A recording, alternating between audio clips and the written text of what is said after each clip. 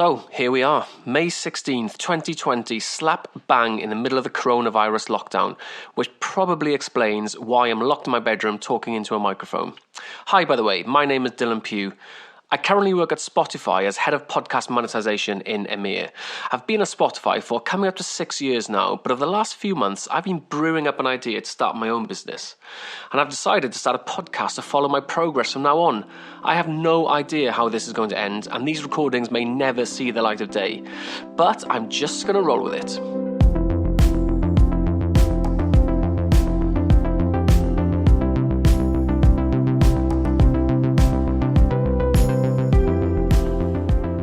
Outside of family and work, my life pretty much revolves around sport. I play rugby to a fairly decent level, I dabble in things like golf, swimming, running, a bit of squash when I can, and I spend a large amount of my time either watching, reading, or listening to sport.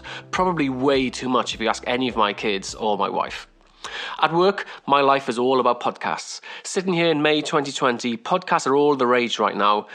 There's more being created than ever before, and more people are listening than ever. And at Spotify, we have huge ambitions in this space, with multiple recent acquisitions and probably more to come. So, being in the podcast team for the world's leading audio platform is a pretty good place to be. So, why am I even thinking about doing this? The term midlife crisis springs to mind. I'm 38 now, well, 39 in a few weeks actually, so creeping up on the big 40. I've actually done this before. I've had my own business when I was 29. Myself and another guy, we started a company in the in-game advertising space. We lasted around 9 months, and it ended with a messy dispute between our old employers and one of our new clients, with us being stuck in the middle. So, not the ideal way for it to have gone. I won't bore you with the details of that, but I actually look back at that time with very, very fond memories. We made a decent chunk of money in a very short time. I learned a lot and I thoroughly enjoyed the journey, and I guess I proved to myself that I can actually do it. But I wasn't married, I didn't have kids, and I didn't have a mortgage to pay, so the stakes were most definitely different. But the thing is, I really don't want to get to my late 40s, bordering on 50, and look back and wonder, what if? I've always enjoyed being in a small startup environment, being scrappy, building things, just generally getting shit done. Spotify was like that at the beginning, but now it's a huge public company and the vibe has changed a bit. Don't get me wrong, I love working at Spotify and I feel extremely fortunate to work for such a great company. And even more so now, as I sit here in lockdown where many companies have gone out of business, many people have lost their jobs, I most certainly do not take my current situation for granted. But I do want to do something myself. I have this burning desire, this burning itch inside to do something myself. And right now, I kind of feel as though it's the right time.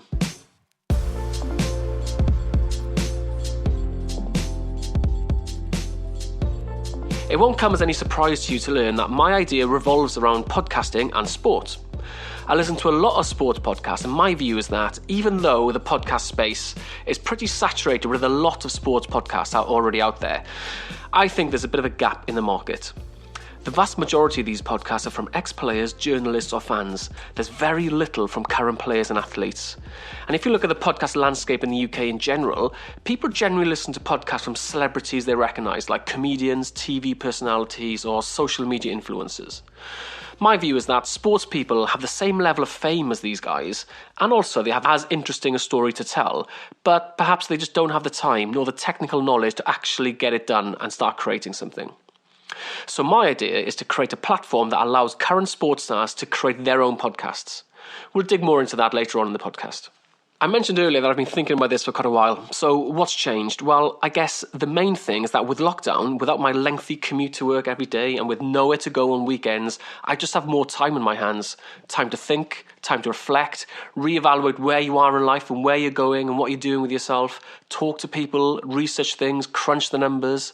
And I guess the more conversations I've had and the more I dig deeper into this, the more I'm convinced that it does have legs.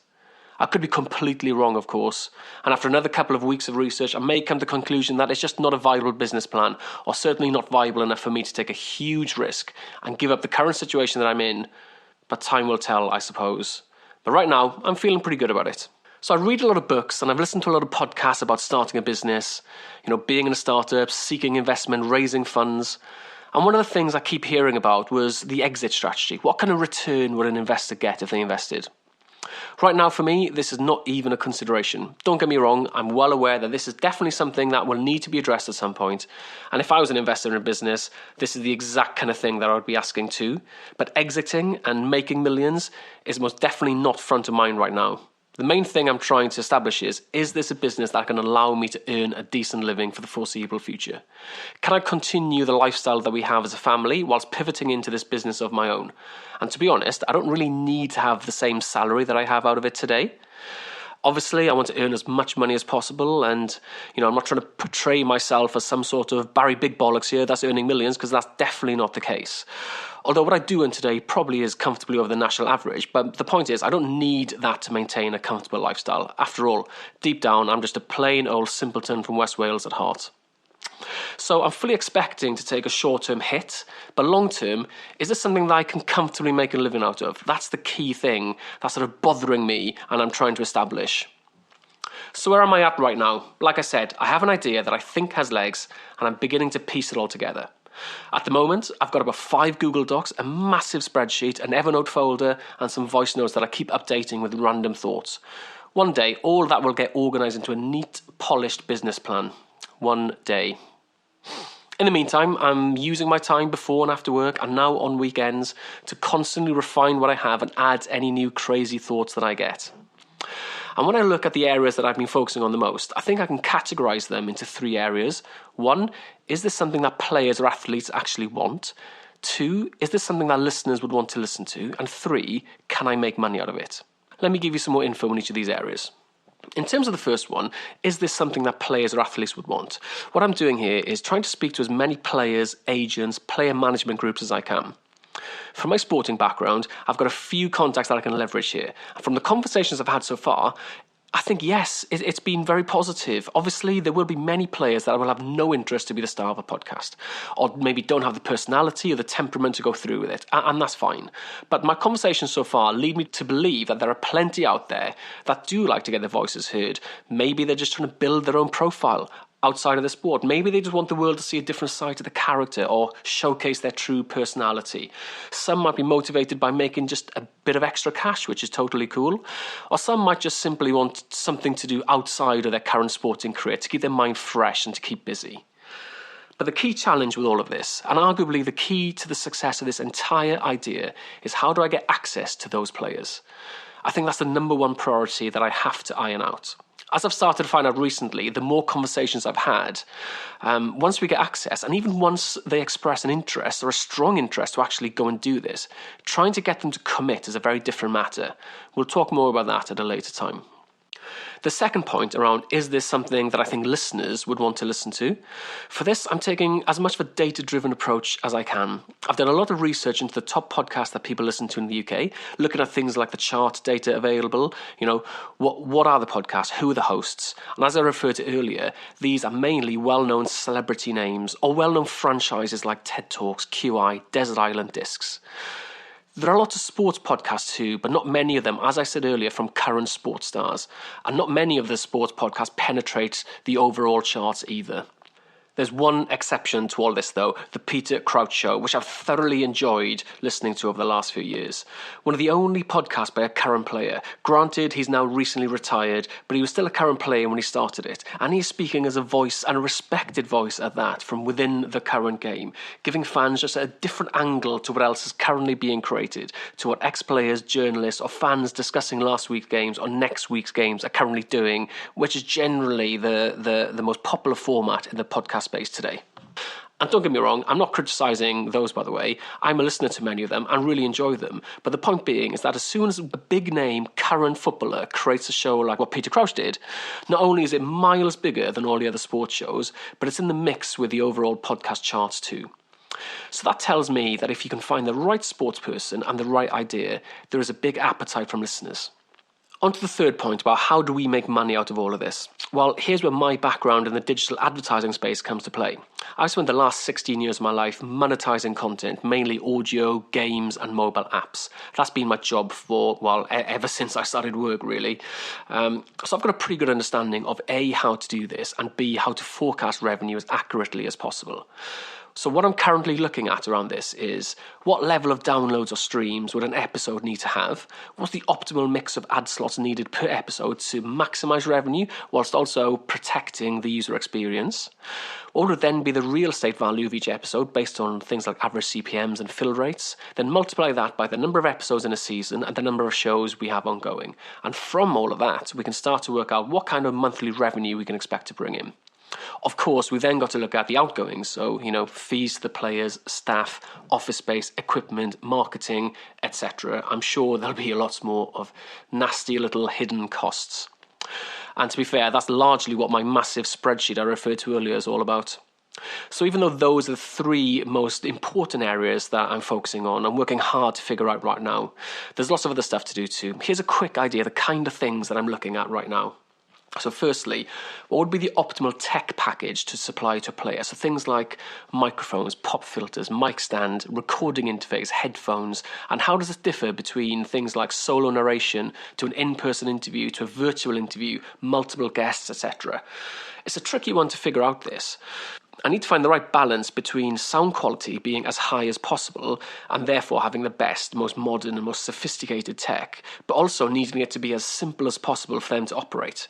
We have to be mindful of the fact that, we won't be there for every single recording session, even though I do intend to be pretty hands-on at the beginning. But, the goal is that, the players will be able to be self-sustaining and do this on their own, moving on with as much support virtually from ourselves. So the tech package we send them and set them up with needs to be very intuitive to an absolute novice whilst also being as high as possible. So I'm trying to figure out the optimal balance between both those things. Another aspect is the promotion of the podcast. So once there is a podcast, what are we bringing as an expertise from the promotion of it? What tools are out there to help with this? There's one app in particular called Headliner that I'm currently trying to get very familiar with, and I can see this being a critical tool for us moving on. Also looking at what channels are the most effective within this, and how are other podcasters doing it. I'm doing a lot of research around that as well at the moment. Company name is another area. I don't think this is essential at this point, but if I am going to start chatting to people and I do want a bit more credibility, I think it is useful to have some kind of holding name, even if it's not the end name we end up going with, but something to go with now. At the moment, I'm floating a couple of names like Player Pods and Podballers, but we'll see how that goes. I hear of some companies that pay an absolute fortune to consultancies to help with this. And I remember listening to an early episode of Startup, the podcast about how Gimlet was formed, which I highly recommend, by the way. In this episode, the co-founders Alex and Matt were discussing the company name, a whole episode dedicated to that one thing. I was actually quite shocked at how difficult it seemed. It reminded me actually of those people that when they have a child and they can't decide on a name for days and days and days, and I think, what is wrong with these people? They've had 9 bloody months to think of it. Anyway, I digress. But on the company name, let's see what my thoughts are on this in a few months' time. And lastly, I'm working on a one-sheeter that can be sent out to potential players or agents or managers. This isn't a thorough business plan. It's just a rough outline of what we're doing, who we are, how it would work, and I guess what's in it for them, which is obviously the most important thing that they want to hear from it. I've got a couple of people to help with this. So I've got a friend that's quite creative to help with the design. I must admit, that's not one of my strong points. I've got a lot of ideas in my head of what I want to say, but I just struggle to, put that onto a slide that actually looks really slick and professional. So I've got a good friend to help with that. Then I've got a trusted friend who's got a good connection, or generally got good connections in the sports world, and a pretty sharp business brain to keep me honest in the content side of things. So it's good to bounce some ideas off someone like that. So now that I've told you about my idea, what I'm currently working on, what is my actual plan over the next few weeks? So my current plan is to try and get a couple of players to agree to a pilot. I don't need them to agree to a full series, but ideally I'd love to get a couple of pilots going.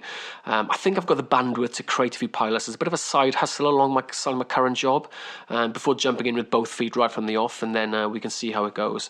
And having these pilots will A, help me better understand the process and the workflows involved day to day when working with a player on a project like this, and B, just give us some kind of portfolio of work to show any future interested parties.